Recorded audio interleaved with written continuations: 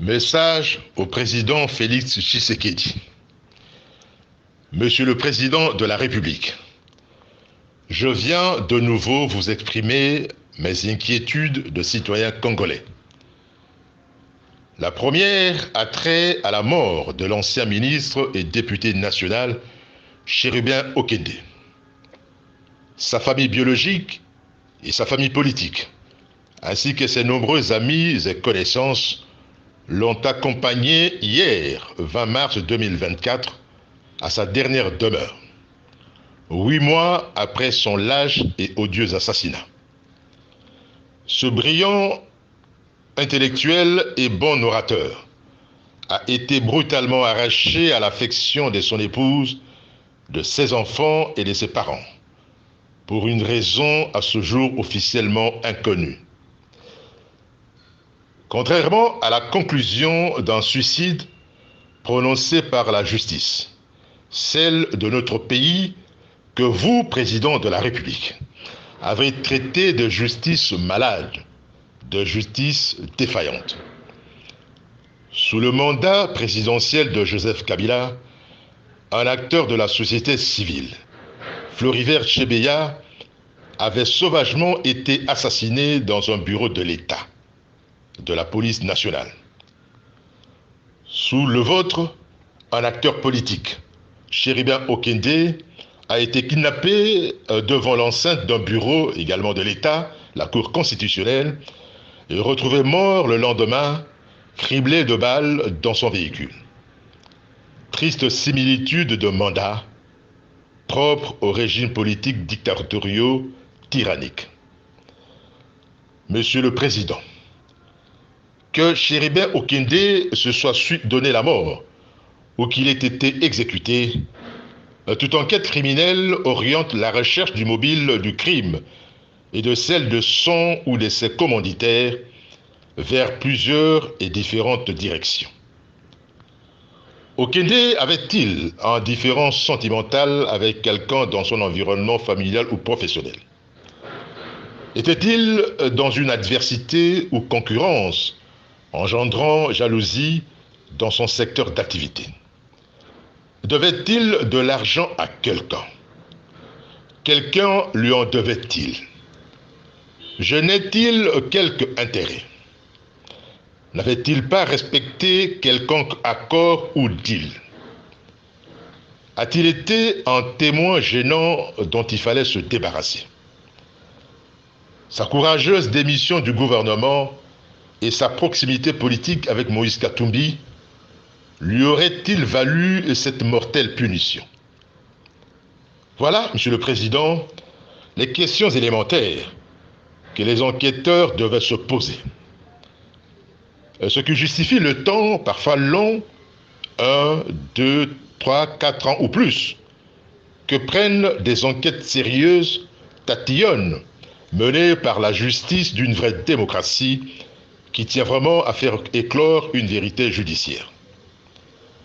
Enquêtes pour lesquelles défilent au bureau de la police et du parquet de nombreux suspects et de renseignants. Et aussi pour lesquelles les communications téléphoniques du disparu avec des personnes suspectées d'être impliquées à sa mort sont relevées et écoutées. Celles de quelques mois précédant son assassinat. Écoutes téléphoniques qui ont toujours fini par confirmer ou infirmer telle ou telle hypothèse de l'enquête. Ce qui étonne, Monsieur le Président, est que tous ces impératifs ou obligations judiciaires, notamment une autopsie, ont apparemment été réalisés à la va-vite. Incompréhensible pour la mort d'une personne de ce rang, mort qui a indigné l'opinion nationale et internationale. Une autopsie pratiquée, mais couverte de secrets, de flou et contestée. Monsieur le Président, il est dit que le sang d'un assassiné a toujours crié vengeance. Et voilà qu'à la fin du jour, à la veille du jour des obsèques de Chérubin Okende, les Congolais ont écouté les propos de M. Modéron Simba, ancien ministre du Tourisme, et député national fraîchement élu, repêché par la Cour constitutionnelle, propos qui portent des accusations graves sur votre frère, Christian Tshisekedi, le présentant comme le commanditaire de son assassinat. Nous apprenons que le député Modero Nsimba serait déjà interpellé par la justice et mis en prison ou en résidence surveillée. Monsieur le Président, j'imagine bien votre embarras d'apprendre qu'un membre de votre famille soit cité dans une histoire de meurtre.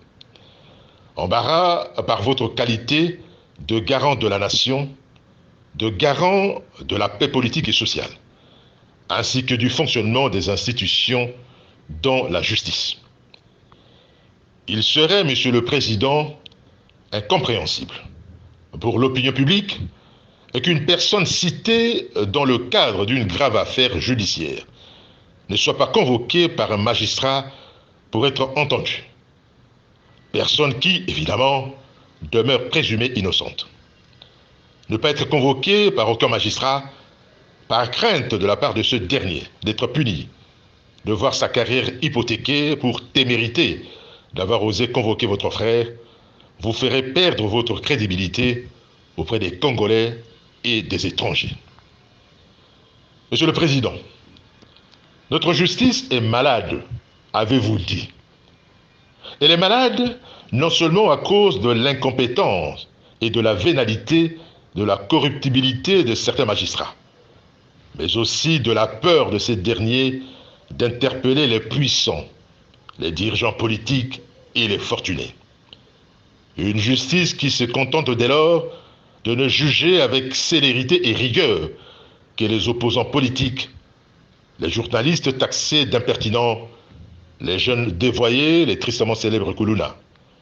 Une justice qui donne systématiquement raison aux riches au détriment des pauvres, des économiquement faibles. L'image de cette justice doit être rehaussée.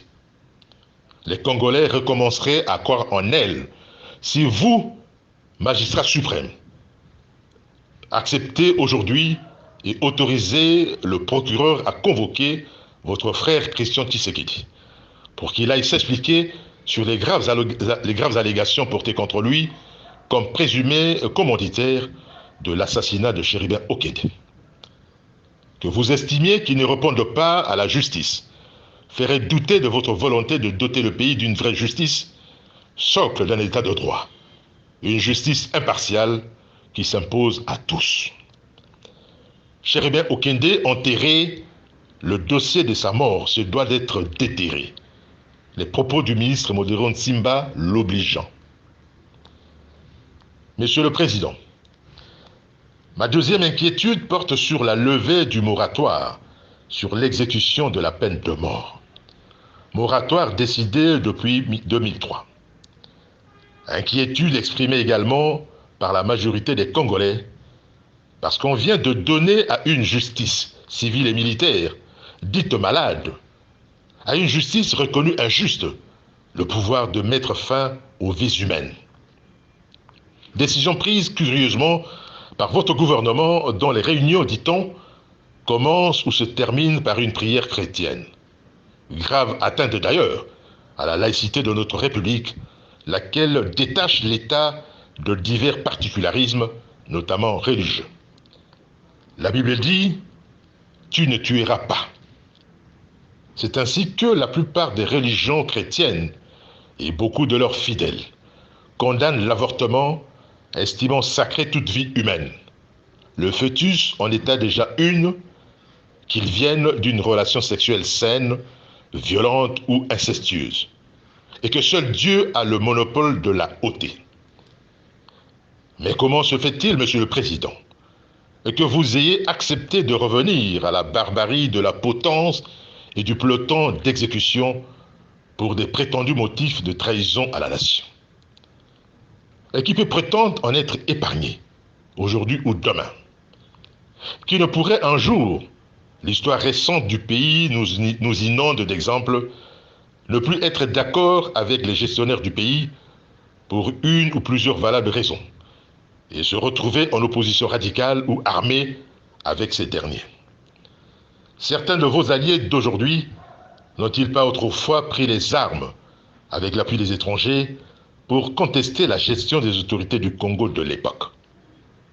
Et nul ne sait s'ils ne pourront pas demain, devant une forte contradiction avec vous, rééditer leurs exploits de rebelles. On ne devient pas opposant radical. On ne prend pas les armes contre les institutions de son pays par simple plaisir. Monsieur le Président, en 1966, le Premier ministre Évariste Kimba et ses 3 ministres avaient été pendus par le régime Mobutu. Le ministre de l'Intérieur de l'époque, Étienne Tshisekedi, répondant à un journaliste, justifiait avec force, conviction et argument cette mise à mort de ses 4 compatriotes avec la même et éternelle accusation de haute trahison. Ils ont été en intelligence avec la haute finance internationale qui combat notre régime, qui se bat pour arracher l'indépendance économique du pays, avait-il dit. Il fallait donc faire peur, montrer à d'autres Congolais le sort, le même, qui leur était réservé en cas de connivence avec l'ennemi. Les 4 pendus de la Pentecôte ont plus tard été considérés comme les martyrs de la démocratie, leur exécution publique ayant eu lieu à l'espace où a été construit le stade des martyrs. Ces exécutions et quelques autres, toutes justifiées à leurs époques respectives, ont présenté le régime Mobutu comme un régime sanguinaire. Pourquoi voulez-vous, Monsieur le Président, que l'histoire catégorise également votre régime de monstrueux, de sombre tyrannie? Car nul ne sait le temps que pourra durer la guerre à l'est du pays et le nombre de traites qu'on pourra exécuter. Monsieur le Président, les traîtrises qui se constatent de la part d'un certain nombre de nos compatriotes et leur connivence avec des rebelles et des pays étrangers viennent de plusieurs raisons qui ne sont pas toutes dénuées de fondement. Le traître d'aujourd'hui peut devenir le héros de demain. Laurent Désiré Kabila en aura été un. Une autocritique sur la gestion du pays, sur le fonctionnement de nos institutions s'impose de la part des dirigeants, de votre part en premier, et de la part de tous les autres gestionnaires publics. Monsieur le Président, tout ne va pas dans notre pays. Tout ne marche pas correctement dans notre pays. Les rengaines de la gratuité de l'enseignement et du programme des 145 territoires ne se vivent pas dans le quotidien des Congolais. Les parents déboursent tous les jours pour telle ou telle raison. Les routes de tous les territoires sont toutes en très mauvais état. Celle de Kinshasa, la capitale également. La saleté dans toutes nos villes a atteint un degré inacceptable. Les Congolais vivent, mangent et boivent partout dans la puanteur, comme des animaux, à côté des rivières et des égouts bouchés. Le Congolais dort et se réveille anxieux, énervé de manque d'eau, de manque de courant, de salaire impayé et de l'incapacité de s'acquitter de son loyer, de tracasseries diverses, de difficultés de transport, des embouteillages et de la chaleur qui cassent le moral. Et au moment où tout ce qui relève de la responsabilité de l'État décline, se détériore, on voit des individus s'enrichir de façon éhontée, la plupart d'entre eux sans cause apparente. Des immeubles sortir de terre comme des champignons sur des rues mal entretenues et jonchées d'immondices. Les Congolais vivent diverses sortes d'injustices, voient l'impunité et l'insolence des privilégiés, les passe-droits dont bénéficie une minorité au détriment de la majorité. Monsieur le Président, les raisons de se révolter sont nombreuses dans notre pays. Et que peut-on attendre comme prouesse sur le champ de bataille de la part d'un militaire mal formé en discipline et en maniement des armes, mal payé mal équipés et dont l'avancement en grade ne se fait pas en fonction du mérite, mais sur base des accointances politiques ou ethniques. Monsieur le Président, on ne guérit pas un mal par ses effets, mais par ses causes. Ce n'est pas en faisant fonctionner la machine à tuer que l'on remettrait le pays à l'endroit, mais plutôt en se posant les permanentes questions sur les causes, sur le pourquoi de tels comportements ou de telle absence de performance dans le chef d'un compatriote, civil ou militaire. Tuer un être humain, par pendaison ou par les armes, quelle qu'en soit la raison, est une barbarie, une sauvagerie propre aux terriens des siècles passés. La peine de mort ne dissuade pas un drogué ou un sanguinaire né de tuer. La preuve est que les meurtres n'ont jamais cessé dans les pays qui appliquent la peine de mort. À la place de rétablir l'exécution de la peine de mort, le gouvernement se lancerait plutôt à construire de nouvelles et vastes prisons de haute sécurité dans différentes provinces, où les condamnés à mort y passeront le restant de leur vie dans des pavillons ultra surveillés.